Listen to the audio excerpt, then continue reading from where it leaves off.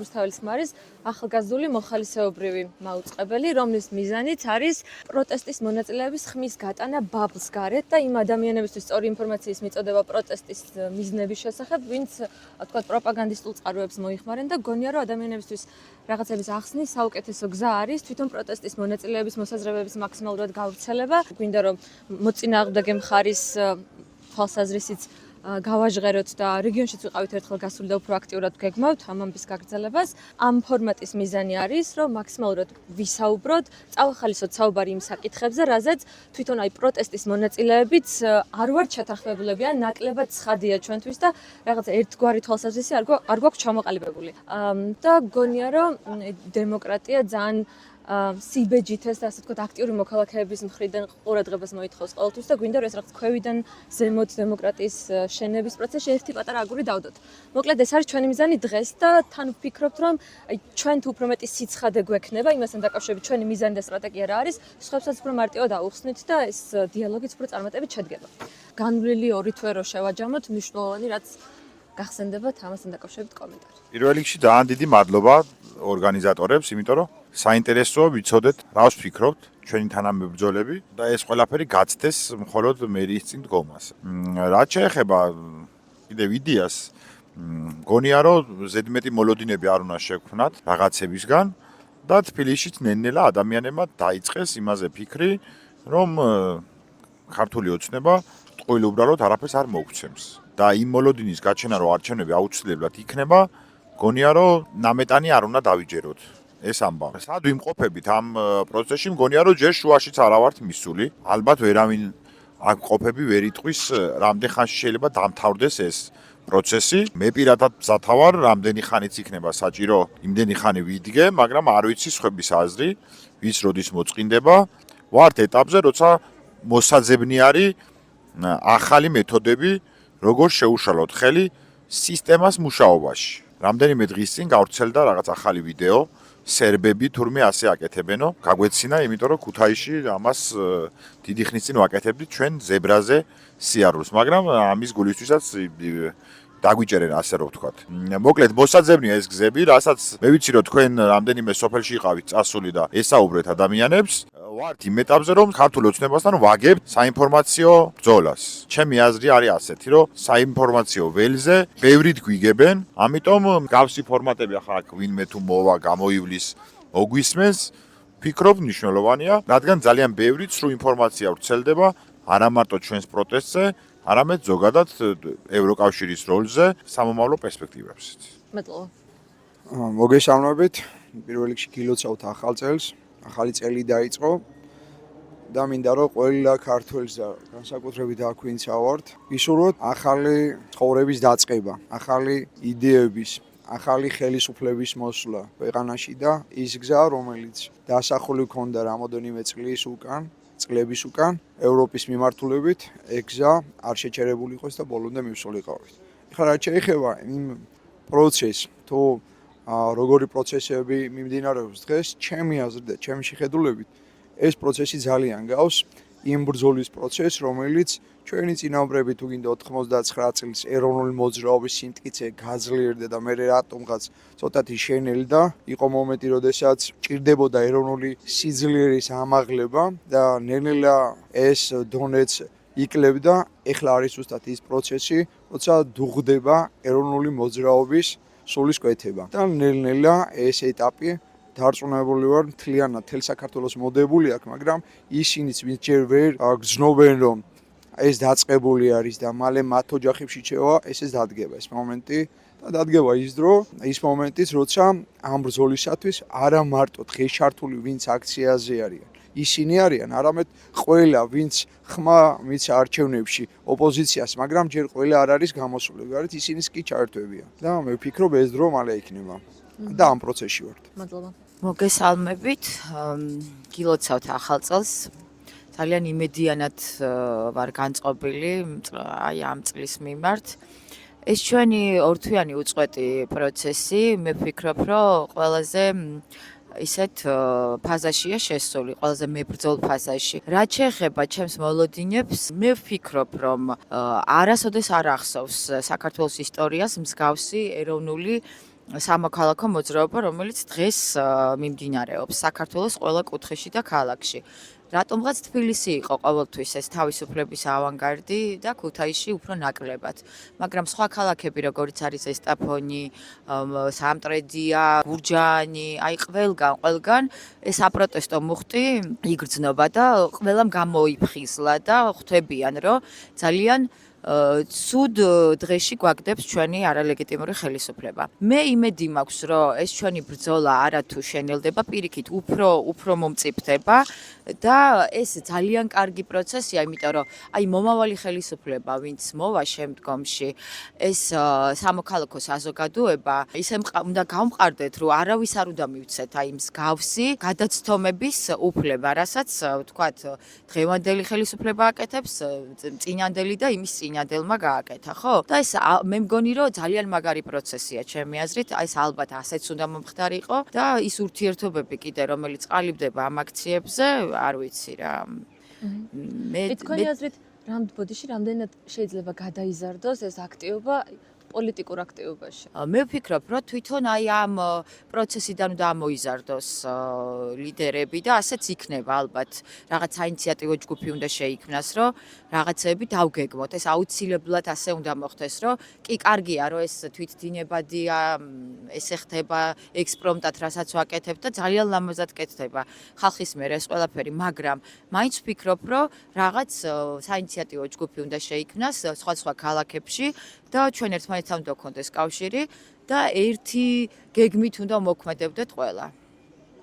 მადლობა დიდი. მადლობა. კითხვის არსი მე ასე გავიგე, რომ ახლა რა ეტაპზე ვართ, როგორ ხედავთ წინაგზას, მაგრამ ჩვენ სანამ წინაგზას გავიხედავთ საერთოდ წინაგზისკენ, ჩვენ მანამდე უნდა გავიაზროთ აქამდე როგორ მოვედით. კი, განვლილ ორთვეზე უფრო იყო მოვედით, დიახ, ორი თვე თქვით, მაგრამ არა, ორი თვე არა, ჩვენ რუსული კანონიდან, არ ვიცი, ესე დაწყება საერთოდ ალბათ შეუძლებელი. მე-19 საუკუნიდან შეიძლება, მაგრამ ეხლა რაც ხელშესახები და მნიშვნელოვანია არის ქართველი ხალხის რეაქცია რუსულ კანონზე, რაც ჰქონდა პირველ ეტაპზე და პირველ ეტაპზე გააწევინა ძალიან მარტივად და ამან დიდ შეცდომაში შეგვიყვანა ჩვენ და შეცდომაში შეიყვანა ისედაც შეცდომილი პოლიტიკოსები. აი მეორედ კანონის შემოbrunება იყო იმგვარი რამ, რომ თვითონ მათი ამომრჩევლებისგანაც კი მესმოდა ასეთი რამ, რომ რატომ შემოაბრუნესო ჩვენს კი არ გვესმისო. მაგრამ პროპაგანდას მაინც იმეორებდნენ, რომ აი გამჭვირვალობა კარგია, რატომ არ გინდათ გამჭვირვალობა, რა სჯობს გამჭვირვალობას და მოდით იყავით სუფთები, ამას ეუბნებოდნენ ხალხს, რომელმაც შუშუმპირებისთვის ეტლის შემოტანიდან დაწყებული კონფლიქტოლოგიის თემებთან გაგრძელებული და საგარეო კურსის პოპულარიზაციით დასრულებული ყველანაირი ტიპის სეგმენტზე იმუშავა და მართლა ძალიან ბევრი იწვალა. ნუ აქ რა თქმა უნდა ეს კატეგორიაც არის მოიაზრება და მე არ ვაღიარებ მათ NGO-ებად, მაგრამ ფორმალურად NGO სექტორი ქვია გონგო ორგანიზაციებს და იმ ორგანიზაციებს, რომლებიც არაკეთილსინდისერად მუშაობენ. ქუთაისში რუსული კანონის დროს იყო 47 დღიანი უწყვეტი პროტესტი და ეს იყო ძალიან კარგი მაგალითი, რაც მან დაწერა. ახლა კიდე ახალ მაგალითს წერს. ჯერ 47 დღემდე არ მივსულვართ, მაგრამ აუცილებლად მოგვიწევს რომ მივიდეთ და გადავაცილოთ კიდევ რაღაც მეტი დღეები გამოვა, სავარაუდოდ თვეებით შეიძლება გამოვიდეს, მაგრამ ამბავი არის ის, რომ მაშინ მან შექმნა ეს ისტორია. ნიშნულოვანი არის, რომ ქალაქში, რომელიც არის შიდა და გარე მიგრაციით დაცლილი 47 დღე იყოს პროტესტი, ასეთი რაღაც ჯერ არ მომხდარა. ეროვნული მოძრაობა ახსენეს რამდენჯერმე, მაგ დროსაც კი არ მომხდარა. რაც მერაბ კოსტავამაც კი ვერ შეძლო და ცოტა გაუგნებულები ვიყავით ჩვენ თვითონაც. და მე უკვე დაიწყო საარჩევნო პერიოდი. ჩვენ მაშინ პარტიებს ვეუბნებოდით საკმაოდ კრიტიკულად, რომ რა მექენით. არა ის თუ აი ასე ქენით და მე აი ამის შემდეგ ამგვარად მოიქეცით. გაწერილად კი არა. უბრალოდ სტანდარტი დავწიეთ. რაც ჩემი აზრით შეცდომაც კი იყო, მაგრამ სხვა სასაუბრო მაგიდაზე სავაჭრო არც არაფერი არიდო და უთხრეთ, რომ რამე მაინც ქენით. და ჩვენ ხედავდით, როგორ მიდიოდა საარჩევნო კამპანია და საარჩევნო კამპანია ჩემი აზრით რეგიონებში არც კი ჩატარებულა. როცა ცენტრი უშვებს რამდენიმე, არ ვიცი, ზრდილობიანად ცდილობის ფარგლებში რო დავრჩეთ, რამდენიმე რაღაც უცნაურ ადამიანს, რომელმაც არც კი იცის იმ რეგიონში არაფერი, რეგიონს უნდა იცნომდე. აი მაგალითად ჩვენ აქ ვინც ვხედავთ, არავინ არ ვამბობთ, რომ იმერეთის რეგიონს ვიცნობთ კარგად. იმიტომ რომ ეს იქნება სრული სისულელე, სრულიად განსხვავებულია. ახლა რო ავდგეთ ყველანი და ხონში ჩავდეთ, სხვა კონტექსტი დაგხვდება. სამტრედიაში რო ჩავალ, სხვა კონტექსტი. ყველა კონტექსტს თავისებურად უნდა მუშაობა, ხო, ეს ცხადია. ამიტომ კამპანია ყოველ შემთხვევაში ქუთაისზე ნამდვილად შეიძლება ჩემი აზრით ამის თქმა, რომ კამპანია ქუთაისში საარჩევნო არ ჩატარებულა. და არა მხოლოდ ქუთაისში და არა მხოლოდ იმერეთში, არსად არ ჩაუტარებია ოპოზიციას, იმიტომ რომ ის იყო იმ მესიჯის იმედად, რომ ეყოფოდა ევროპა versus რუსეთი, აი ეს კლიშე ეყოფოდა ევროპა როგორც ასეთი ჯერ კიდევ უამრავი ადამიანი, რომელმაც ეს ხელშესახებად ევროპა არ იცის და ეს მათი ბრალისულაც არ არის, მათ ამის საშუალება არ მიეცათ ამ დრომდე და არც იმას ფიქრობენ, რომ ჩვენ ქართველები პროევროპელები კი არა, ევროპელები ვართ. აი ეს იყო სათქმელი და ამ დროს ეუბნებოდნენ პოლიტიკოსები, რომ ჩვენ ან ევროპა უნდა ავირჩიოთ, ან რუსეთიო. ერთი შეხედვით სწორი ამბავია, მაგრამ რუსეთი იცის ქართველმა რაც არის, რაც ყველაზე კარგად შეიძლება ქართველმა იცოდეს, ეს არის რა არის რუსეთი. იქ ცხოვრების გამოცდილება აქვს, ამ ხალხთან ცხოვრების, მასთან ომების გამოცდილება აქვს, მტერი რო არის, ეს იცის. უკანასკნელმა ქოცმაც კი იცის ეს ამბავი, მაგრამ ევროპასთან მას ძალიან ესეთი ვიწრო კავშირები აქვს, ეს ძაფები ემიგრაციით შემოიფარგლებოდა, რაც ანექსიის პერიოდში და საწყის ეტაპებზე გაჩნდა. ამიტომ არავის არ უმუშავია და ეხლა თქვენ ასეთი კითხვა დასვით, რომ რა უნდა ვქნათო, ხო? მოვიდა 26 ოქტომბერი, ბევრი რამ სრულიად ლოგიკურად მოხდა 26-ში, მათ შორის შედეგები, აი 54%-ის 300,000 ხმა რომ ჩამოვაკლოთ, 40% რჩება და გასაგებია რომ გაყალბებით, გასაგებია რომ მუქარით, გასაგებია რომ შანტაჟით, დაპირებით, ფარულობის დარღვევით, საყოველთაობის დარღვევით, მაგრამ რეჟიმმა მაინც აიღო და შენ თუ ამბობ პოლიტიკოსი რომ რეჟიმს ეწინააღმდეგები, მაშინ შენი სტრატეგიებიც ახლოს მაინც უნდა იყოს რეჟიმთან ბრძოლის ესეთ ლოგიკურ სტრატეგიებთან და ეს არ უნდა იყოს ამდენად სახალისო. როგორ შეიძლება ვინმე თუნდაც თვითონ ლიდერები ჩამოსულიყვნენ სადმე სოფლად და ეთქვათ გლეხი ადამიანისთვის რომ კარგია ევროპა. მე რა იმ გლეხისთვის ევროპა რომ კარგია, მისი ცხოვრება როგორ იცვლება. აი მაგალითად მე გაუკვირდათ რომ ოცნებას თურმე ჩაშლილი ქონია ქართველ ამომრჩეველთა სიაო და კატეგორიზაცია ქონიო. შესანიშნავია იმუშავა. აი რამდენი ადამიანი არის მშობელი ხო, რომელსაც შვილები სკოლაში დაყავთ. ვინ უთხრა იმ ადამიანებს რომ მათი შვილები აი მე-9 კლასის სახელმძღვანელოში რაღაცა ეს რომ არ ვარგა, აი ესე ჩაშლად ვინ დაანახა მათ განათლების სისტემა. ასეთი რამ არ ყოფილა და ეს იყო პრობლემა. მათ ისარგებლეს იმით, რომ დაინახეს კანონის აქციებზე, რუსული კანონის საწინააღმდეგო აქციებზე, რომ ხალხი იყო გაბრაზებული და ფიქრობდნენ, რომ მათ ეს ეყოფოდათ არჩევნებისთვის.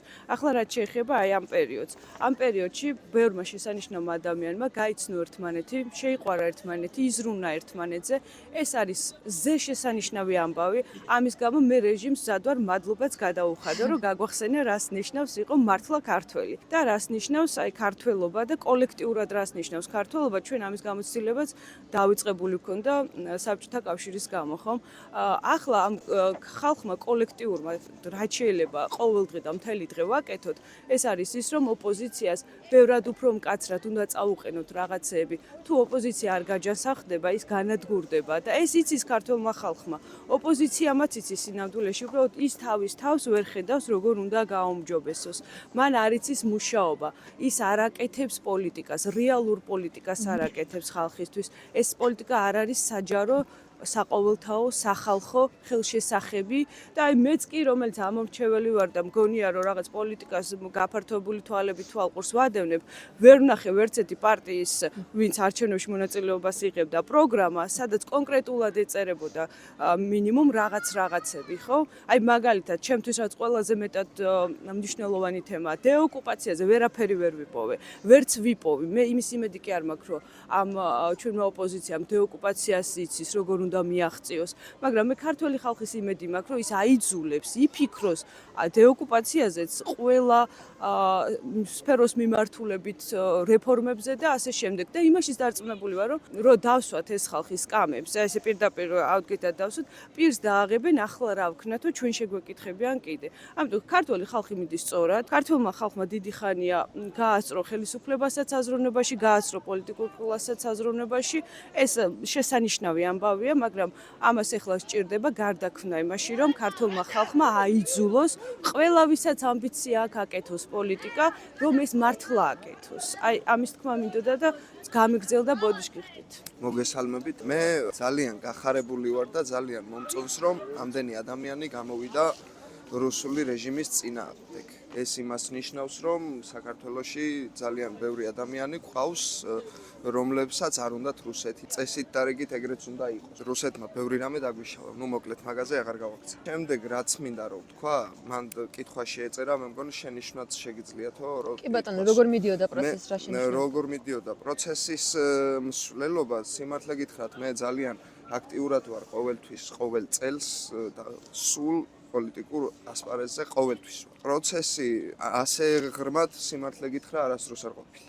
მაგრამ თავარი რაც მინდა რომ ვთქვა, ახალი სახეები, ახალი კადრი და ახალი არ მინდა ეს საინიციატივო ჯგუფი რა, საინიციატივო ჯგუფის თავარი და ლიდერიც ვიყავი და თავარ თემაში ვიყავი ყოველთვის. არ არის საჭირო ეს არის საჭირო ახალი პარტია, ახალი სახე, ახალი სახეები, ახალგაზრდები. სწორად გამიგეთ რა, მე არც ერთ კონკრეტულ კომპანიას და არც ერთ აქციას არ წარმოვად. ეს არის ახალი აუცილებლობა პირდაპირ მნიშვნელობით. აი ამ შენიშვნას შევიტანდი ახალგაზრდებში. უბრალოდ უკვე ჩვენთვისაც დრო არის რომ ვიღაცების манипуლირების ქვეშ არ უნდა ვიყოთ. მე ეგრე ვფიქრობ. და რამდენად გაქვთ იმის მოლოდინი, რომ ვთქვათ, ეს თუ ახალი არჩევნები დაინიშნება, თუნდაც ვთქვათ, რამდენიმე თვეში, ან ოქტომბერში, მანამდე ეს პროცესი დაბადებს ახალ პოლიტიკურ პარტიას. ამის იმედი გაქვთ თუ იმის იმედი გაქვთ, რომ რაღაცნაირად ქვემოდან წამოსული მოთხოვნა აიძულებს იმავე სპექტრს, რომ გაიწმინდოს და უკეთესად გაკეთოს.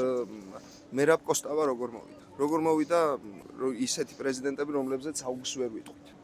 ეგრე უცებ გამოჩნდა ხალხში და უბრალოდ ამ ხელისუფლებას რა მინდა იცი მარტივად რო ვთქვა, ხელისუფლება მიყრობილი არის რუსეთისკენ. რუსეთი ხელს არ გაუშვებს. მეორე მთავრობა მიყრობილი არის ევროპისკენ, რომელსაც ავალებენ კონკრეტულ მისიებს. აი ამისთვის, ამ ყველაფრისთვის სრულიად ახალი არის საჭირო. ვიყოთ იმ პოზიციაზე, როგორზეც ვართ. მაგრამ ახალი არის საჭირო. გონი ეს შემთხვევა, როცა აი მეტნაკლებად ქართული ოცნების მომხრე ამომრჩეველიც იმავე აზრზეა, როდესაც არასდროს ბიჭები ბევრმა იცის. არასდროს არ ყოფილვარ ქართული ოცნების არა, ამომრჩეველი. თქვენზე არ ვამბობ, მე ვამბობ, რომ ეს არის საერთო რაც პროტესტის მონაწილეებს და მათ შორის იმ ადამიანებს აქვთ, ვინც ქართულ ოცნებას მისცეს ხმა, იმიტომ რომ ფიქრობენ, რომ უკეთესი ვარიანტი ამჟამად ვერ ნახეს. იმიტომ რომ ანუ პირადად ვიცნობ ასეთ ხალხს, რომ გონია რომ უკეთესი ვარიანტია ქართულ ოცნებაზე უკეთესი ვარიანტი ყველა ოპოზიცია. აბსოლუტურად ყველა ოპოზიცია ამას თამამად ვამბობ, იმიტომ რომ მიყვებიან თავისი ეთიკის ღირებულებებს, რომელიც არის ევროპული გზისკენ. ხალხში არსებობს ეს საერთო მოთხოვნა, რომელიც ერთ მხარესაც აქვს და მეორე მე მხარესაც. ვფიქრობ, რომ აუცილებელი არის, მოკლედ რომ ვთქვა, ახალი სახეები. დაიღალა რა ხალხი. 30 წელიწადია ერთი და იგივე წრეზე უტრიალებთ თქო, გსმენიათ ეს ფრაზა? თქო უნდა. მადლობა. მოდი მომდევნო კითხვაზე გადავიდეთ. თქვენი აზრით, რა შემთხვევაში შეიძლება მივაღწიოთ მშვიდობიანად ახალი არჩევნების ჩატარებას? მოგესალმებით, როდესაც ეს კანონი დაინიცირეს თავიდან, ზუსტად მქონდა ის შეგრძნება, რომ არა ეგრეთ წოდებულ NGO-ებს, რომ ეს ხალხს აქვს ატაცებული, საერთოდ არ იცის სამოქალაქო ორგანიზაციების არც არსი, არც ამოცანა და არც მნიშვნელობა, იმიტომ რომ ბევრი ადამიანია ჩვენს გარშემო, რომელსაც NGO გონია რაღაც ისეთი ორგანიზაცია, რომელშიც დასაქმებული არიან ადამიანები, რომლებიც არაფერს არ აკეთებენ და ჭამენ მხოლოდ ფულებს, რაც ესე არ არის, იმიტომ რომ მე არასამთავრობო ორგანიზაციასაც წარმოვადგენ და რამდენიმე წელი ვიმუშავე ერთ-ერთ საუკეთესო საერთაშორისო ორგანიზაციაში და ეხლა საჯარო სამსახურში ვარ დასაქმებული. ზუსტად ვიცოდი, იმიტომ რომ წლებია საჯარო სამსახურში ვმუშაობ, მე რაღაცა პაუზა მქონდა, აღარ ვმუშაობდი და ყველა ეტაპი მაქვს გავლილი აბსოლუტურად 2009 წლიდან რას გავდიოდი ჩვენ საჯარო სამსახურში დასაქმებული ადამიანები. მე უკვე რას გადის, რა ეტაპებს გადის და რა სირთულეებს აწყდება სამოქალაქო სექტორში დასაქმებული ადამიანი და ეხლა რამდენიმე წელია რომ დაუბრუნდი საჯარო სამსახურს, ისევ იმას შევეჯახე, რასაც ვეჯახებოდი 10 და 12 წლის წინ და უფრო 15 წლის წინაც. ზუსტად ვიცოდი, რომ არასამოქალაქო ორგანიზაციებს დაარტყამდა ეს კანონი და ეხლა რაც ხდება ჩვენ ქვეყანაში, არამედ საჯარო სამსახურებს და დაიწყეს კიდევაც ერთ-ერთ საჯარო სამსახურს წარმოვადგენ, რომელიც სამსახურიდანაც აი 31 დეკემბერს ყველას მოუვიდა გათავისუფლების ბრძანება და მეც იმ დღეს გვიან შევამოწმე დესი და ამეწერა თუ არა, მეც გათავისუფლებული ვიყავი თუ არა. საუკეთესო თანამშრომლები გაგვითავისუფლეს, საუკეთესო დეპარტამენტის უფროსები გაგვითავისუფლეს ადამიანებმა, რომლებმაც გააპროტესტეს თანამშრომლების წასვლა სამსახურიდან და თქვეს, რომ საქართველოს ადგილი ევროკავშირშია და რომ არა ჩვენი უცხოელი პარტნიორების მხარდაჭერა, ჩვენი ეს დეპარტამენტები დღეს არ იარსებებდა და ეს არის დეპარტამენტები, რომლებიც ადამიანების რეაბილიტაცია, რესოციალიზაციას და მოწყვლად ადამიანებთან მუშაობენ. თქვენ თქვით, რომ აი რა შემთხვევაში დაინიშნება. მე ვფიქრობ, რომ აი საჯარო სამსახურების თანამშრომლების ასე უსამართლოდ გათავისუფლების შემთხვევაში და ზუსტად ვიცი, რომ საჯარო სამსახურებიდან კიდე ძალიან ბევრ ადამიანს გაუშვებენ, იმიტომ რომ ის კანონი, რომელიც ეხლა კიდე შევიდა ძალაში და ხელი მოაწერა ეგრეთ წოდებულმა პრეზიდენტმა, ზუსტად დაარტყამს საჯარო სამსახურებს, იმიტომ რომ იანვრიდან და მარტიდან უკვე დიდი რეორგანიზაციები არის დაანონსებული და უბრალოდ წარმოუდგენელია ამ ხელა პროტესტის ფონზე. კანონი რო დააკონკრეტოთ მაინც. ბატონო? კანონი რო დააკონკრეტოთ. კანონი აი ის რომ ანუ რაც შევიდა ეხლა ძალაში არ მინდა რომ ისე ხო კი იურისტი ხარ და მე არა ვარ. საჯარო სამსახურის შესახებ ხო ცვლილება საჯარო სამსახურის შესახებ, რომელიც ძალიან მარტივად აძლევს შესაძლებლობას შენ დამსაქმებელს, რომ ანუ სამთვიანი ხელშეკრულებები გაგიფორმონ და აი უვადო კადრი, რომელიც ჩვენ ვიცოდით, რომ მე მოვაწერდი ხელს რაღაც ხელშეკრულებას და ვიქნებოდი რაღაც პერიოდის განმავლობაში, ეხლა ეს მექანიზმები არ არის და დამცავი მექანიზმები არ არსებობს, იმიტომ რომ ვიცით, რომ რომელიმე დეპარტამენტი ჩვენ გაგვიფორმებს ხელშეკრულებას ისო 3 თვის ვადით და როცა უნდა მაშინ გაგვიშვეს და ზუსტად ეს გამოიწვევს. არ შეიძლება უბრალოდ ესეთი ხალხი გაჩუმდეს და სწორედ საჯარო სამსახურები და საჯარო მოხელეები დაიწყებენ. მე ვფიქრობ აჯანყებას ვიდრე სამოქალაქო სექტორი, იმიტომ რომ NGO-ებს თითქოს დარტყმას უპირებდნენ, მაგრამ დაშალეს ფაქტიურად საჯარო სამსახურები. ესეთი გამონათქვამი გამახსენდა. ამბობენ, რომ ყველაზე ბძენი ადამიანები არიან ებრაელები, იმიტომ რომ მათ წლების მანძილზე, საუკუნეების მანძილზე სახელმწიფო არ ჰქონდათ და ამ ბრძოლაში და ამ ემიგრაციულ ცხოვრებაში მათმა სიბრძნე მიიღეს და მაგ ადამიანების ნათქვამია ზუსტად, რომ ქართველი კაცის გონება მომცა, როდესაც გაჭირვებული არისო რა. და ზუსტად ეხლა ეს ფრაზა რატო გამახსენდა? სანამ თვითონ თავ ადამიანებს თვითონ არ შეეხება სამსახურიდან წასვლა, გამოშვება სამსახურიდან, თვითონ პირადად მის ოჯახში არ შევა. ეგ პრობლემა, ისე ზოგიერთი მათგანი შეიძლება არც ადგეს. იმიტომ რომ ახლა ჩვენ ვიზგავართ, ჩვენ უმეტესობა ვიცით ეს პრობლემები, როგორ წავა ჩვენი ქვეყანა უკან, თუ არ დავდგებით ეხლა ერთად, მაგრამ არიან კატეგორიის ადამიანები, რომლებსაც ჯერ ვერ ფიქრობს მაგ თემაზე და დალხინებული არიან, მაგრამ სულ ცოტა ხანში ეს აქციები მათაც შემივუვათ ოჯახში, ისე იმოქმედებენ როგორც ჩვენ და მათ ოჯახებში შევა ის პრობლემები, რომელიც საერთოდ ქვეყნის პრობლემაა ამ წუთში. ანუ ეს იმედიანი მოლოდინია ჩვენი მხრიდან, მაგრამ ისეთ რაღაცა, რასაც ჩვენ ვერ ვაკონტროლებთ. აი თქვენი აზრით, ჩვენ რა შეგვიძლია გავაკეთოთ ისეთი, რომ რაღაცნაირად წვლილი შევიტანოთ იმაში, რომ შედეგი დადოს ამ პროტესტმა და მივიდეთ რაღაცნაირად ახალი არჩევნების დანიშნამდე. ხო, ნახე, ეხლა თან ჩემს საუბარსაც გავაგრძელებ. ადამიანები ისე არიან დაშინებული, რომ ზოგიერთ მათგანს, ვინ საჯარო მოხელეები არიან, Facebook-ი არც აქვთ. იმიტომ არ აქვთ, რომ ეშინიათ, რომ მათმა შვილებმა შემთხვევით არ დააჭიროს რომელიღაცა ოპოზიციური აქტივობის ლაიქს. და მე მაგის გამო სამსახურიდან რაღაც პრობლემები არ შეექმნეს. ჩვენ თუ გვინდა ამ ხალხის გამოფხიზლება და იმ მდგომარეობაში დაყენება, როგორც მდგომარეობა ჩვენა ვართ, სულისკვეთებას, მებრძოლის სულისკვეთებით, აუცილებლად მოგვიწევს საჯაროდ საუბარი. და არასდროს არ უნდა შევიკავოთ თავი, რომ მათ ვესაუბროთ ყოველთვის, სადაც მოხვდებით ავტობუსში, სუფრასთან, მეგობრებთან ერთად, უნდა ვესაუბროთ, იმიტომ რომ მათაც ცოტა ისაკლია და ნელა ჩვენს გვერდში დადგებიან, სანამ სანქციებზე თვითონ ოჯახში არ შევავთ. მადლობა.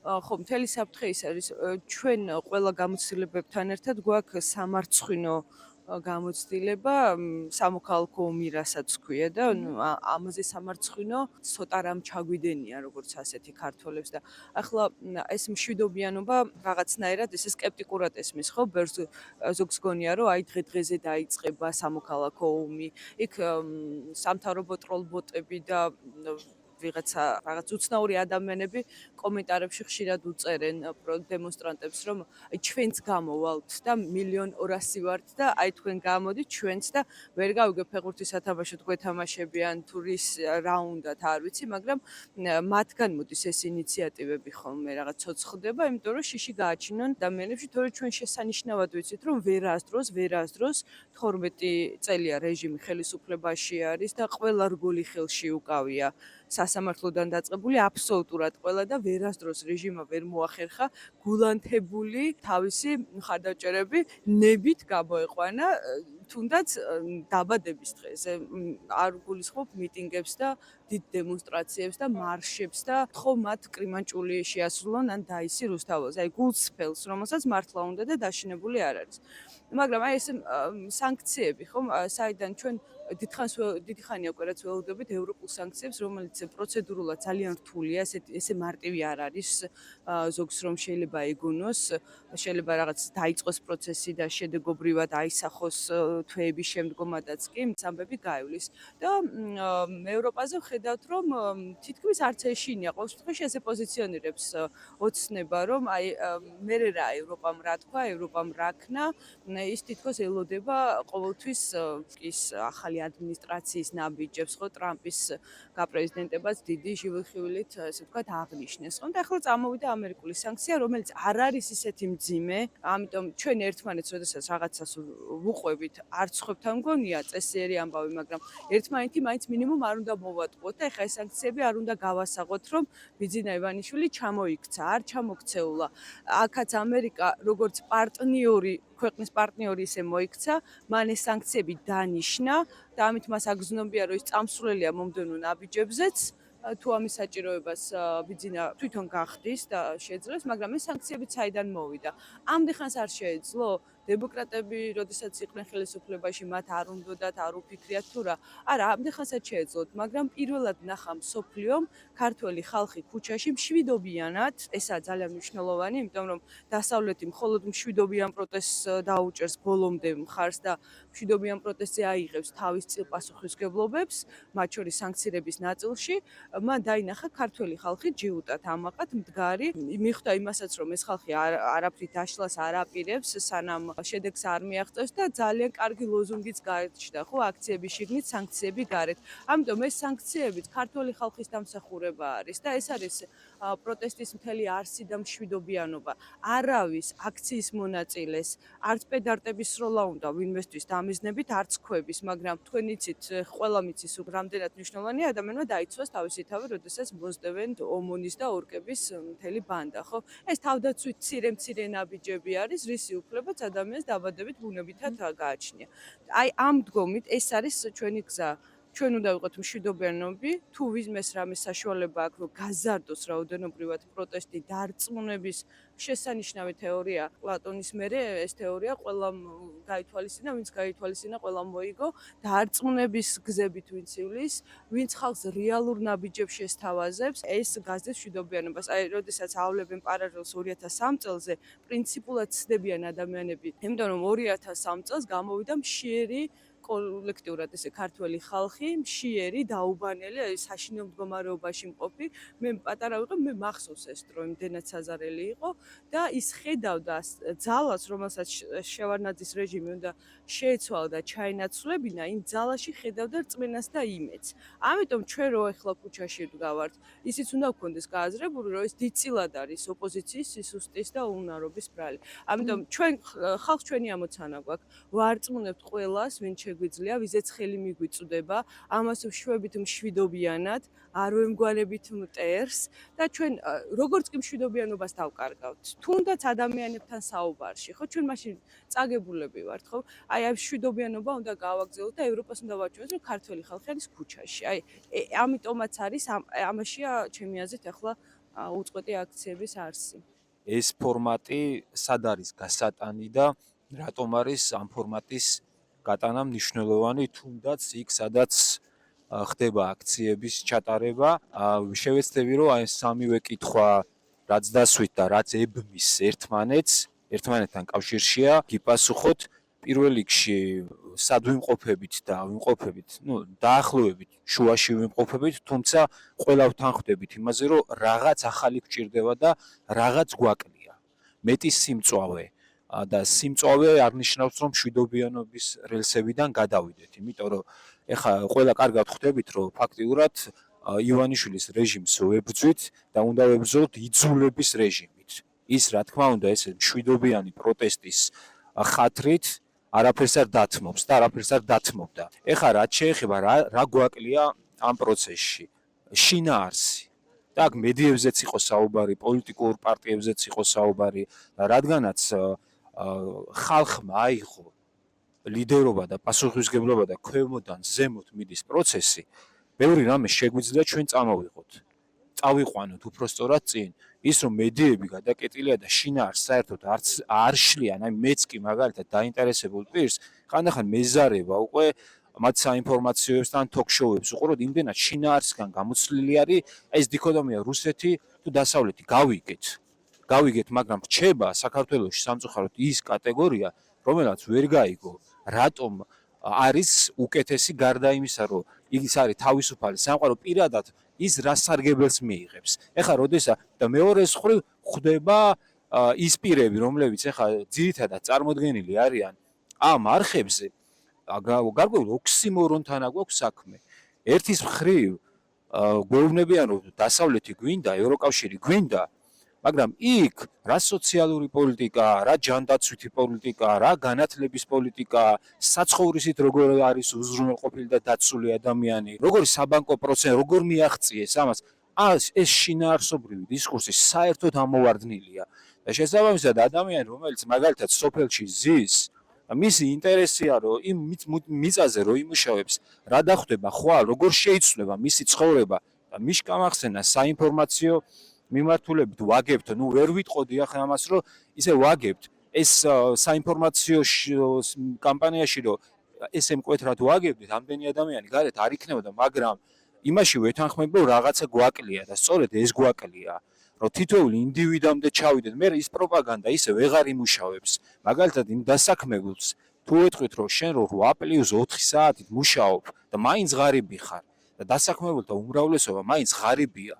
და საშუალო ფენა ვერ ყალიბდება ამ ქვეყანაში, რა შეიცვლება, რა შრომითი პოლიტიკა იქნება, რატომ არის აუცილებელი მინიმალური ხელფასის განსაზღვრა, რატომ არის აუცილებელი, რომ ბანკი გახდეს ეკონომიკის ხელშემწყობი და არა როგორც გვაქვს ჩვენ ეკონომიკის გამწოვი. ასე შემდეგ ყველა ადამიანი უკვე დაინახავს თავის სარგებელს და შესაბამისად ეს პროტესტში ძალიან მნიშვნელოვანი იქნება. ამაშიც ძალიან დაგვეხმარება და მეორე ყველა ვთანხმდებით, რომ რაღაც ცვლილებების ქარი არის. გარდამტეხ ეტაპზე ვართ, ჩვენც მზად უნდა ვიყოთ ცვლილებებისთვის. ისე არ უნდა დაგვემართოს, როგორც პირველ ხელისუფლებას დაემართა, მაგალითად, როდესაც მოვიდნენ ხელისუფლებაში, არცელოდნენ, ბევრი მათგანი არცელოდა, რომ ისე მალე მივიღებდით ჩვენ დამოუკიდებლობას და საერთოდ გარტყმაში არ იყვნენ, რა უნდა გაეკეთებიათ და მილიარდიან პროექტზე უარი უთხრეს მაშინ ამერიკას, რომელიც თავაზობდა მთელი ამ დერეფნის ინფრასტრუქტურის მოწესრიგებას, ის გადაარჩენდა არა მარტო იმ ხელისუფლებას და აგვაცილებდა იმ სამოქალაქო ომს, არამედ დაგვიცავდა იმ დაშლილი რუსეთისგან, რომელმაც დაშლილი იყო რუსეთი, ისე დასუსტებული იყო და მაინც მოგვერია. შესაბამისად, მსგავსი რამეები რო გამოვრიცხოთ, ჩვენც მომზადებული უნდა შევხვდეთ იმ ახალ პროცესს. იმიტომ რომ ამასაც კარგად ხვდებით ახლა და აღარ განვაგზობ, მაგრამ ზოგადად მარტო ხელისუფლების პრობლემა არ არის. პოლიტიკური სპექტრის კრიზისია ეს და ეს წინა 2 თვის პროცესებმაც გამოაჩინა, რომ გაყალბებული არჩევნების შემდეგ ყველა ხვდებოდა, რომ არჩევნები გაყავდა, ფაქტები იდო, მაგრამ პროტესტი მძლავრი არ იყო. ძალიან ეს ნდობასთან არის დაკავშირებული. ერთადერთი ამათ რაც შეუძლიათ ამ პოლიტიკურ სპექტრს 100%-ით. შეუძლიათ თუ ამას თუ პირად ეგოს გადადებენ გვერდზე და ახალი სახეების შემოდინებას, ოღონდ არა ხელოვნურად, არამედ ბუნებრივად შეუწყობენ ხელს. და ეს დისკურსი რომ გავშალოთ, ავით შეგვიძლია სხვადასხვა ფორმატებზე ვიზრუნოთ მედია, ცენტრალური მედია ამას არ აკეთებს, ის ჩაკეტილი წრი არის, გასაგებია რომ ისინიც როგორც პოლიტიკური პარტიები ექვემდებარებიან დონორის ინტერესებს, ამიტომ ჯობია, რადგანაც ბევრი რაღაც მიდის ადგილზე გამოსული ხალხის კარნახით, ჯობია რომ ჩვენ გავაკეთოთ მსგავსი ფორმატები. პირდაპირ აქციებზე გავიტანოთ, ეგ დისკუსიები იქ მოვაწყოთ, როგორი ეკონომიკა გვინდა, როგორი სასამართლო გვინდა. მე მეცაც გეტყვით. დავუშვათ თეორიულად 15 მარტს გამოცხადა ახალი არჩევნები და შევცვალეთ ეს ხელისუფლება. მე დარწმუნებული ვარ, თუნდაც დღევანდელი ფორმატის ეს კოალიციური მთავრობა, რაც ველზე ტივტივებს, მიუხედავად იმისა, რომ წინა ფლანგზე რომ და სასამართლო გვინდა, სასამართლო თავისუფალი სამართლიანი, აი იმ სასამართლოზეც კი ვერ მიაღწევს შეთანხმებას. შეთანხმებას კი არა, იქ შენი ჩემობია წავა. და ჩვენ კიდევ მოგვიწევს მე გარეთ გამოსვლა ბევრ საკითხებზე, მარტო ამაზე კი არა. და ხო უნდა დავამთავროთ ბოლო-ბოლო ესა ჯობია რომ აქედან დავიწყოთ მომზადდა ჩვენ უკარნახოთ. მათმა აღარ გვიკარნახოთ. ჩვენ თუ ადგილზე დავიწყებთ ამას, ცენტრალური მედიაც უკვე მე იძულებული გახდება რომ გაიხსნას და ცენტრალური მედიის გახსნა იმიტომ გვჭირდება რომ იქ ეხა რაც უნდა დისკუსები ვაწყოთ ჩვენ აქ, იქ ხულოს რაიონში, სოფელში რომ ვიღაც ფერმერამდე მივიდეს ის სიკეთეები რაც ელოდება ხვალ, შესაბამისად ამისთვის გვჭირდება. ეგ არის ინსტრუმენტი და ჩვენზე ბევრი რამე არის ამ კუთხით დამოკიდებული.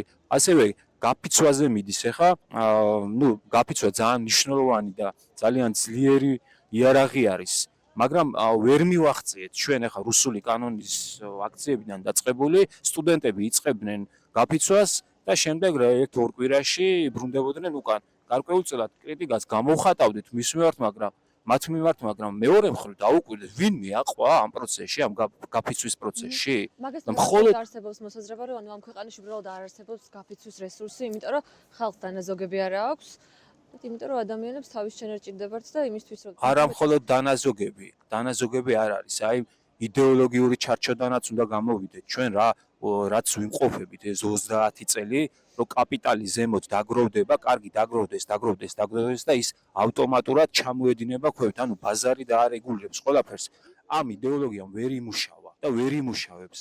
მოშლილი არის პროფკავშირი ქცეულია სუსის დანამატად, რომის ხელმძღვანელი ყოველი არჩევნების წინ გამოვა იმედზე და იტყვის, რომ კი რაღაცეები ცუდია, რაღაცეები შეცვალეს, რუსულმა უცნებამ რაღაცეები შეცვალა და მოდი ჯობია რომ ისე ამათ დაუჭიროთ ხარ, ანუ სუსის დაქვემდებარებული სტრუქტურა და პროფკავშირები რომ ჩვენ ძლიერი გვყავდეს, შესაბამისად ამის პრობლემა არ გვექნება და სახვეწე არ გაგვიხდება რომ არიქა გამოდით გაიფიცეთ თუნდაც 2 საათი. ანუ თქვენ რა საკითხით წამოჭერით ახლა, ესეც ალბათ ისეთი საკითხია, რაზეც მთელი ერი თანხმდება, რომ პოლიტიკაში შინაარსი არ არსებობს და ერთი მხარის და მეორე მხარის ამომრჩევლებსაც მეტნაკლებად ერთნაირად აქვს ამასთან დაკავშირებული. და ამას გეუბნებით სწორედ მსგავსი ფორმატებით ჩვენ შეგვიძლია რომ ქვევიდან ზემოთ დავიწყოთ ეს პროცესი და კარგი არის რომ ეს წამოწყება თუმცა თუ არ დარჩება ეს ერთჯერადად კარგი იქნება. რომ მხოლოდ ასე შეგვიძლია ჩვენ რომ გავაღრმავოთ იგივე ჩვენს მაგალითზე სხვა რეგიონი, იგივე თბილისი გადაიტანს და ეს არის დემოკრატიული პროცესი და საშუალო კლასი თუ არ ჩამოყალიბდა რეალურად დემოკრატია ვერ შედგება. თუ რაც არ უნდა კარგი სასამართლო რეფორმა გავატაროთ ახლა ჩვენ, როდესაც ერთი ნაწილი იქნება ღატაკი, ის მაინც იქნება დამოკიდებული იმაზე, როდესაც 600-700,000 ადამიანამდე გვყავს ახლა სოციალურად დამოკიდებული, კარგად ხვდებით, რომ ეს მოწყვლადი ფენაა და ვის მარაქაში მიდის, იგივე საარჩევნო. იგივე მოხდება მაშინაც, ფული ძალაუფლებაა და დამოკიდებული იქნება ისევ მსხვილ კაპიტალზე. იმ სასამართლომდეც ვერ მივა. ისიც არ ექნება. ცნობიერი არ ექნება. იმის ინტერესიც არ ექნება, რომ იქ წავიდე, იქ შეიძლება რამეს მიაღწიოს. და გამომდინარე აქედან ჩვენ უნდა მოვემზადოთ და ესე უფრო ფართოდ უნდა გავშალოთ დისკუსიები. მადლობა. პირველი რეჟიმი რაც დგას არის ორ რაღაცაზე, ორ პრინციპზე დგას. ერთი არის ბიზნესზე დგას დღეს რეჟიმი და მეორე არის დეზინფორმაცია. ამ ორზე არის აშენებული დღევანდელი ჩვენი ოლიგარქიული რეჟიმი. გამოსავალი ის არის, რომ თავი რა თქმა უნდა მოლაპარაკება არის, რომ მოლაპარაკების მაგიდასთან ჩვენ ქართული ხალხი დავჯდეთ მედგრად, რომ ყარათ ვინ. ამით შეგვიძლია რომ ჩვენ უნდა შევასუსტოთ ოლიგარქიული ბიზნესი. თუკი რაც ცოტა ხნის წინ ახსნა მეგობარმა, რომ ფული ყველაზე მეტად უყვარს ბიზნესს, რომელიც ცოტა ხნის წინ რამდენიმე მილიარდი დაკარგა და გაიყიდა. თუ კიდე დაკარგავს ფულს, ის შეწუხდება თავისი ფულის გამო. არა იმის გამო, რომ ქართველი ხალხი დგას ქუჩაში უკვე თითქმის 40 დღე რამდენიმე დღეში. ამის გამო რას არ შეწუხდება იმის გამო, რომ ფულს დაკარგავს. და იძულებული გახდება, რომ მოლაპარაკების მაგიდასთან დაიწყოს. მეორე, რაც ყველაზე მთავარი არის, მივედით არჩევნებამდე და აქ არ წყდება ბრძოლა. იმიტომ რომ აქ არის დეზინფორმაციასთან გამკლავება ყველაზე მთავარი. აქ რაზეც წინა 24 წლის 26 ოქტომბერს წავაგეთ დეზინფორმაციულ ბრძოლაში ნამდვილად და მაგით გაიმარჯვა ერთ-ერთი ხერხი ეგ იყო რითაც გაიმარჯვა. ყველაზე მარტივი გამოსავალი დეზინფორმაციასთან ბრძოლა არის მედია წიგნიერება, რაც ყველაზე მარტივი პასუხი არის, თუმცა ბევრ რაღაცას მოიცავს. დაახლოებით 15 ადამიანი ვართ ეხლა და მე მიმაჩნია რომ ამ 15 ადამიანიდან მინიმუმ 10 ადამიანს შეუძლია რომ მედია წიგნერების გარკვეულ სხვადასხვა თემაზე შეხვედრა ჩაატაროს. ანუ ამით იმის თქვა მინდა რომ შეხვედრები და ხალხთან საუბარი არის ყველაზე კარგი გამოსავალი. ციაზე ვინც დგას, იმან კარგად იცის დგას.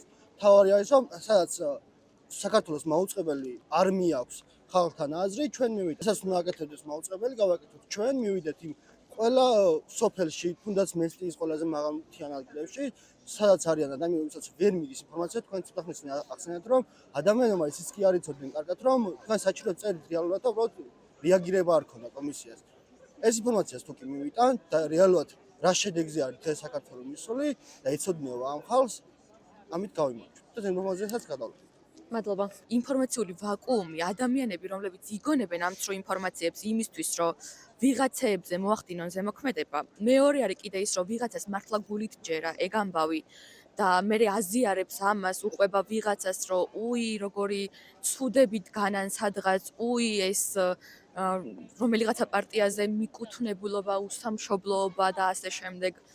და მე მაქვს ძალიან დიდი ეს გულის ტკივილი, ესე რომ ვთქვათ, კონკრეტულად თუნდაც ოპოზიციურ მედიებთან, იმიტომ რომ ეს მედიები ყოველთვის ცდილობენ, რომ თავიანთ ეთერებში მიიწვიონ ისეთი პოლიტიკური პირები, რომლებიც უკვე საკმაოდ გაშავებულები არიან ჩვენი საზოგადოებისთვის, საკმაოდ არასახარბიელო რეპუტაციით სარგებლობენ, თუმცა ჩვენ ვიცით, რომ მათ სიებში, პარტიულ სიებში არიან ბევრი ახალი სახე, ბევრი საინტერესო ადამიანი, რომლის გაცნობაც ჭირდება საზოგადოებას და მე ვფიქრობ, რომ მათი გაცნობა საზოგადოებისთვის დადებითად აისახება ამ პოლიტიკურ პროცესებზე და არა პირიქით უარყოფითად.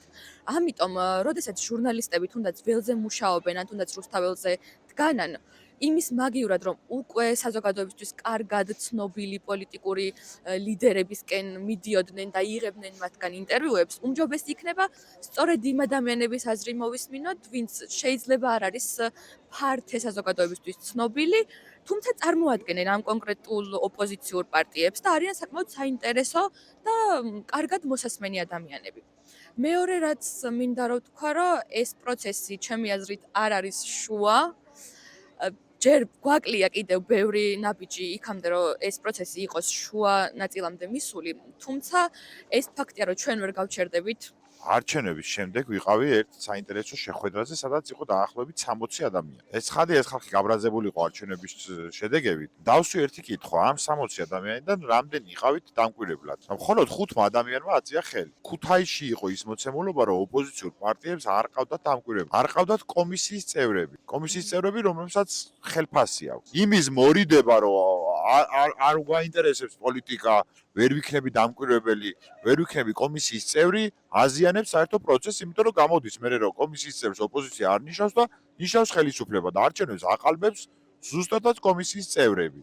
ზუსტად ერთი კომისიის წევრი რომ იყოს კარგად მომზადებული, ბევრად უფრო მეტი ინფორმაციის მიღება შეუძლია მას არჩევნებამდეც მათ შორის, იმიტომ რომ ერთი კვირით ადრე იხსნება უკვე ეს უბნები, იქ აქვს მორიგეობა, იქ იკვრება სიები და ასე შემდეგ, მინიმუმ მოსმენა მაინც შეგიძლია ამ კომისიის წევრების, ეჭვის აღება მაინც შეიძლება რომელი კომისიის წევრი რას იკადრებს და შესაბამისად ამ ინფორმაციის გარეთ გამოტანა და ამიტომ ხალხი ძალიან ბევრი ადამიანი არ უნდა იყოს პრობლემა დამკვირვებლის და მათ შორის კომისიის წევრის მოძებნა და მე ვფიქრობ ეს აუცილებლად მოხდება, ეს ხალხი ვინც რუსთაველზე დგას, ქუთაისში დგას, აღარ გვექნება შესახვეწი, რომ აი გეხვეწებით არეგისტრირდით დამკვირვებლად ამ ეტაპზე უფრო მეტი ადამიანი ჩაერთვება და რაც შეეხება ხალხის დარწმუნების ამბავი, რასაც თქვენ ახლა აკეთებ, ეს იქნება გასაკეთებელი არჩევნებამდე. მე დარწმუნებული ვარ, რომ არჩევნები ჩაინიშნება, ამიტომ გონია რომ ვიღაცებს თავი უნდა დავანებოთ. არიან კატეგორია ადამიანების, ვისთანაც საუბარს აზრი არ აქვს საერთოდ, მაგრამ ვიცით ცოტა ჭკვიანი ქოცები, რომლებსაც პრეტენზია აქვს წიგნების კითხვაზე და ამ ქვეყნის ევროპულობაზე, ამიტომ ჩვენ თვითონ ამოვარჩიოთ. რა ვიცი, ოჯახის წევრები ყავს, მეგობრებო, ქართული ოცნების მომხრეები და ნათესავები და ისენი მეზობლები და რა ვიცი, ამ ხალხში უნდა ბებია ბაბუები გვიყალბებენ არჩევნებს და გვართმევენ მომავალს და ვისაც ყავს ბებია ბაბუა ქოცი, ბებია ბაბუასთან საუბარი უფრო ადვილია, ვიდრე ახლა მე წავიდე სადღაც თქვა ბაღდადში და ვიღაცა უცნობ ადამიანს ველაპარაკო, ან თუნდაც ქუთაისში. მიშას არ უთანხმობ იმ ნაწილში, რომ პირველი კომისიის წევრები პარტიებს რო არ ქონდათ, ეს იმ ჭეშმარიტებას ადასტურებს, რომ არ ვარგა პარტიები, რომ ხალხს არ უნდა მათთან აფილირებად. ეხლა ძალით რატო უნდა აიღოს პასუხისმგებლობა ვიღაც იდიოტ პარტიასა და პოლიტიკოსზე და თუმცა მეორე დამკვირვებლობის მეტი არჩევანი გვაქვს, ხო? არასამთავრობოდან შეგიძლიათ დამკვირვებელი მაგალითად. კი, მაგრამ რაც შეეხება დამკვირვებლებს, დამოუკიდებელ დამკვირვებლებს, წელს უპრეცედენტოდ ძალიან მაღალი იყო მათი რაოდენობა. არა. აი, მენეჯმენტური თვალსაზრისით ეს რაოდენობა იყო ძალიან კარგი რაოდენობა საიმისოდ, რომ ჭკვიანურად დაორგანიზებული იყო მათი დაკვირვება. პირველ რიგში მოგილოცავთ ახალ წელს და დამდეგ არჩევნებს. მე ღრმად მჯერა, რომ ახალი არჩევნები იქნება სხვანაირად ამ ქვეყნის განვითარება წარმოუდგენელია, იმიტომ რომ მთავარი ბირთვი მოაზროვნე საზოგადოება დღეს არის ქუჩაში და აფუჭებს ძალიან ბევრ პირად საქმეს. ვაფუჭებთ, ასე გამოგვივიდა. ამიტომ არჩევნები აუცილებლად ჩატარდება და რა უნდა ვქნათ იმისთვის, რომ არჩევნები ჩატარდეს არა ისე, როგორც მივიღეთ 2 თვის წინ.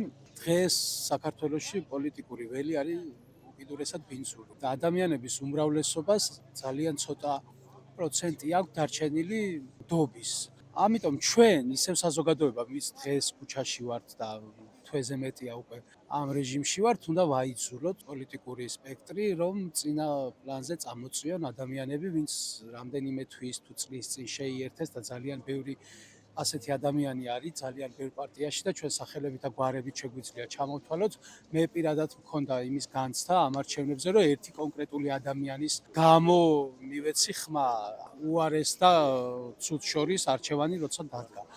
ამიტომ ეს ადამიანები უნდა ამოტივტივდნენ ზედაპირზე და საინფორმაციო ველი უნდა შეიქმნას ამ ადამიანებისთვის. პროტესტმა მოიტანა ყველაზე კარგი ის, რომ საზოგადოებრივი მაუწყებლის ეთერი დაუბრუნდა ხალხს, მაგრამ ეს არის არასაკმარისი დრო და ამიტომ ჩვენ უნდა მივაღწიოთ იმას, რომ შუადღის ეთერიც მივიღოთ და ყველა სოფელში მივიტანოთ ამბავი იმის ვიღაცა პეტრე ჯიმშელეიშვილს, რომ ტრაქტორი ყავს სოფელში, ეს არ არის ბიძინა ივანიშვილის და ქართული ოცნების დამსახურება. ეს არის საზოგადოების დამსახურება, ეს არის ევროკავშირის და დასავლური ფულის დამსახურება და ამას ჩვენ ხალხმა მივაღწიეთ. ამიტომ ხალხი მივაღწევთ იმასაც, რომ არჩევნები ჩაინიშნება და საზოგადოება მიაღწევს იმას, რომ ახალი სახეებით, ძველი პარტიები ახალი სახეებით შევლენ პარლამენტში. მადლობა. პირველ რიგში მოგესალმებით, ძალიან საინტერესო შეხვედრა, სხვადასხვა პროფესიის ადამიანები ვართ შეკრებილები და სასიამოვნო ამ ფორმატში საუბარი, ზოგადად ადამიანები ერთმანეთს უზიარებთ ჩვენს დაბეჭდილებას. მე ის მინდა ვთქვა, რომ ამ პროცესებიდან გამომდინარე საზოგადოება მეტად გაიზარდა, მეტად ასე ვთქვათ, წავე გახდა საზოგადოების პროტესტი და ასევე წავე კითხვები არის პოლიტიკური სპექტრთან მიმართებაში დასმული. ეხლა დისკუსიაში მოვისმინე ესეთი ამბავი, რომ რა უნდა ვქნათ, რა უნდა უკარნახოთ პოლიტიკურ პარტიებს, პოლიტიკურ პარტიებს უნდა დაუსვათ წავე კითხვები, ბუნებრივია, რას აპირებენ, როგორ აპირებენ, გავიგეთ, რომ ევროკავშირი უნდათ, თუმცა ამასთანავე როგორ აპირებენ ქვეყნის მოწყობას, ესეც ნიშნულოვანია, რომ ამაზეც ვისაუბრებთ. პირველ რიგში მე მგონია, რომ არჩევნები აუცილებლად დაინიშნება, არჩევნები უნდა დანიშნოს ძველმა პარლამენტმა. ვინ უნდა ჩაატაროს არჩევნები? არჩევნები უნდა ჩაატაროს ხელახალმა CSKOM, რა თქმა უნდა, სუსის და პოლიციის, ასე ვთქვათ, დაქვემდებარებით არ უნდა ჩატარდეს არჩევნები და ახალი CSKO უნდა დაკომპლექტდეს თავისი ახალი თავმჯდომარე. ეს არის ჩემი პასუხი. დიდი მადლობა კიდევ და კიდევ ამ შესაძლებლობისთვის. თქმა უნდა მშვიდობით უნდა გავაგრძელოთ სვლა, რადგან ბიძინა ივანიშვილი ძალიან წნეხებში არის, ძალიან ახლო მომავალში მას სხვა გზა არ დარჩება და ვფიქრობ, რომ მშვიდობიანად და დემოკრატიულად და აკადემიურად მოვიქცეთ ჩვენ და გამოვავლინოთ ჩვენი თავი და ჩვენი ნიჭები. რაც შეეხება ახალს, ახალი უნდა გაკეთდეს აუცილებლად. მესამე ძალა არის აუცილებლად საჭირო. მე სხვათა შორის ბევრჯერ მქონია იმის ინიციატივა, რომ გავსულიყავი კონკრეტულ გამოსვლებზე, ამგენზე, მაგრამ ახალი სახე თითქმის არ ჩანდა არცეთ გამოსვლაში. რამდენჯერაც დააპირეს ახალმა სახეებმა გამოჩენა, იმდენჯერ ჩაიმალნენ და ჩამალეს და მე ვფიქრობ, რომ ახალი ძალა აუცილებელი არის მომავლისთვის. მადლობა. ძალიან მოკლედ, ვისაც სურვილი გვაქვს რომ შევაჯამოთ და რაც შეეხება გაფიცვებს და ამ დამოკიდებულებას საზოგადოებისადმი მე თუ მკითხავთ, ბევრი საუბარია საჭირო ამ ხალხთან, ვინც დასაქმებულები არიან ამ გაფიცვის კანონიერებაზე საუბარი და ბევრი საუბარი საზოგადოებასთან მე მგონია რომ შედეგს გამოიწვევს. სულ 2 საათით არის გაფიცვა საჭირო, რათა ისტორიასაც რო გადავხედოთ, შედეგი მოიტანოს. ყველა რო გაიფიცოს 2 საათის განმავლობაში. თუმცა ბევრი საუბარია საჭირო იმ ადამიანებთან, ვინც ახლა დასაქმებულები არიან და 500 ლარად ოჯახებს არჩენენ სამწუხაროდ. ეს იყო ჩემი საქმე. ეხლა მე რა მინდა ვთქვა, როგორც რიქითი მოქალაქე, მინდა რომ ოპოზიციური პარტიები გაერთიანდნენ, ერთ-საერთო აზრზე ჩამოყალიბდნენ, რომ ხალხის ნდობა მოიპოვონ. იმიტომ რომ ხედავ მე რომ არც ერთ ოპოზიციური პარტია, ანუ ნდობა არ აქვს ხალხს. იმიტომ რომ ყოველთვის რაღაც კულმინაცია როდესაც ხდება, ხო, რაღაც და სულ დაპირისპირებაში არის, სულ რაღაცაზე ვერ თანხმდებიან. და სათითაოდ თუ უკაცრავად სათითაოდაც თუ არავინ ენდება ამ პარტიებს, რატო გონიათ რომ კი, გაერთიანებოდნენ? ანუ გაერთიანება, ანუ ხალხის ფსიქოლოგიაზე იმოქმედებს, როდესაც გაერთიან, კი როგორ არა, არ არსებობს რომ ანუ კი, ანუ ხონდა მაგის პრეცედენტი. არა, იქნება. იმიტომ რომ მე ხარ რო ვესაუბრები ხალხს, ამბობენ რომ ანუ თვითონ ვერ მოუგვარებიათ ერთმანეთში, ანუ კონფლიქტია. ერთი აზრი არ აქვს. ერთ საერთო აზრზე რო ჩამოყალიბდნენ და რაღაცეებზე შეთანხმდნენ, ნახეთ, ხალხის ნდობასაც მოიპოვებენ. მანდ მთავარი კონტრარგუმენტი რაც არსებობს უკვე წლები არის ის რომ თუ ოპოზიცია გაერთიანდება შესაბამისად გაერთიანდება ნაციონალურ მოძრაობასთან და როცა არსებობს ნაცების და ქოცების ეგრეთ წოდებული დიქოტომია მაშინ ყოველთვის იგებენ ქოცები ანუ ნაცებთან კოალიცია მთელ ოპოზიციას ისი აშავებს რომ ვეღარასოდეს ვერ ირეცხავენ მაგ გამოცდილების სირცხვილს არ არის ეგრე ხა არა ვერ დაგეთანხმებით მაგაში თუ შეიძლება თქვენთვის არ არის მაგრამ ჩვენ ამ შემთხვევაში ჩემს ირგვლივ არის ხალხი და ყოველთვის მეუბნებიან რომ აი თვითონ ვერ მოუგვარებიათ ერთმანეთში ხო სულ არის კონფლიქტი მაგათ შორის და მე მაგათაც ის არ მომწონს პირიქით არგუმენტიც მოდის მეორე მხრიდან რომ აი ვისი კოალიცია წარმოგიდგენიათ ისევ ყოფილი ნაცები და რატო როდესაც ბოდიში შეგაწყვეტინათ აი როდესაც დაინახავს ხალხი რომ ოპოზიციურ პარტიებს შორის არის შეთანხმება არის საერთო აზრი და ერთმანეთში არა კონფლიქტი რატო ხალხის ნდობას უფრო დაიმსახურებენ ჯერ ლოგიკურადაც რომ იმჯეროთ ესე არის და როცა ლოგიკურად არ არის რატო არ არის ზოგადად დააწოდოთ რატო ესე იგი ხალხი ყველგან დედაქალაქში რეგიონის მთავარ ურბანისტულ ცენტრებში სოფლებში დაბებში მთაში ზღვაში დელფინებიც კი შემოგვიერთდნენ უკვე ამ აზრის იმაში გავრცელებაში რომ ხალხს რაც სურს ეს არის ჩამოყალიბებული პარტია რომელსაც ექნება შიდა დემოკრატიული ვერტიკალი რომელშიც ბევრი რამე გადაწყვეტილი იქნება და გადასაწყვეტი მათივე ამომრჩევლების მიერ და მათ ექნებათ ამის საშუალება და შესაბამისი მეთოდებიც რითაც მათ ნებას განახორციელებენ და ეს არის ჯანსაღი დემოკრატიული პროცესი ჯანსაღი დემოკრატიული პროცესი არც უნდა ვაკადროთ ქართულ ხალხს რომ თითქოს იქნება ხუთი ძლივს შემდგარი პოლიტიკური პარტია რომ შეწებდეს ხალხის მოსაჩვენებლად ეს იქნება სრული თვალთმაქცობა და თან მათი აი ესე ვთქვათ 4 იყო ხო ახლა თუ რამდენი პარტიის გაერთიანებასაც ძალიან მცირე მხარდაჭერი ყავდა ხო ნაცმოძრაობაზე მეც გეთანხმებით თქვენ გააჟღერეთ საპირისპირო ბანაკის მოსაზრება და იმასაც დავამატებ რომ როდესაც ერთი არის ოპოზიცია აი ერთ-ერთზე რო დავტოვოთ ოცნება და ერთი ოპოზიცია გაერთიანებული ამ პროპაგანდის პირობებში შეუძლებელია გაუმკლავდეთ იმ პროპაგანდისტულ მანქანას რითაც ერთიანი დარტყმით დაარტყამენ ოპოზიციურ ფლანგს და ჩარეცხავენ კიდევაც და ჩარეცხვა მართლაც საჭიროა ოპოზიციის, ოღონდ ეს ხალხმა უნდა ქნას. იმისთვის რომ ახალი ოპოზიცია დაიბადოს ახალ საქართველოსთან ერთად. ჩვენ ისენ უშევხედავთ საერთაშორისო წარმომადგენლობას, რომ არა. ისინი მარტო სადამკვირვებლო მისიას არ გულისხმობ. ამის პრეცედენტები არსებობს, რომ უშუალოდ ადმინისტრირების კუთხითაც, მათ შორის ევროპის მაგალითზე, ჩაუტარებია საერთაშორისო ორგანიზაციებს არჩევნები. ჩვენ ნუ შევხედავთ ისე არჩევნებს, რომ აქ მარტო CSKO-ს პრობლემაა, ან საოლქო საარჩევნო კომისიის პრობლემაა, ან უბნის პრობლემაა. ვითი კომპლექტდებიან ეს საარჩევნო ადმინისტრაციები. იმდენად არის ჩვენთან დაბინძურებული და მოწამლული ეს საარჩევნო კულტურა, არის კატეგორია ჩვენ საზოგადოებაში, რომელიც არჩევნებს აღიქვამს სამსახურად რა კუთხით? რომ იშოვოს ფული. სულ არ აინტერესებს იმას, ადმინისტრაციაზე მაქვს პირველ რიგში საუბარი, რომ რა დაემართება ქვეყანას მისი ამ ნაბიჯის შემდეგაც და ეს კასტა სხვათა შორის შეურაცხყოფას არ ვაყენებ. ყალიბდებოდა 10 წლეულების განმავლობაში. და გამომდინარე აქედან პირიქით საერთაშორისო წარმომადგენლობა ჩვენ მაქსიმუმ უნდა შემოვიყვანოთ თუნდაც იგივე ადმინისტრირების კუთხით. თუ ამაზე არ წავალთ და ეგ ვერ მოხერხდება, მაშინ CSKO უნდა დაკომპლექტდეს პარიტეტის გზით, პარიტეტის საფუძველზე და საერთაშორისო წარმომადგენლობას მინიმუმ უნდა დაუტოვოთ დავების განხილვა.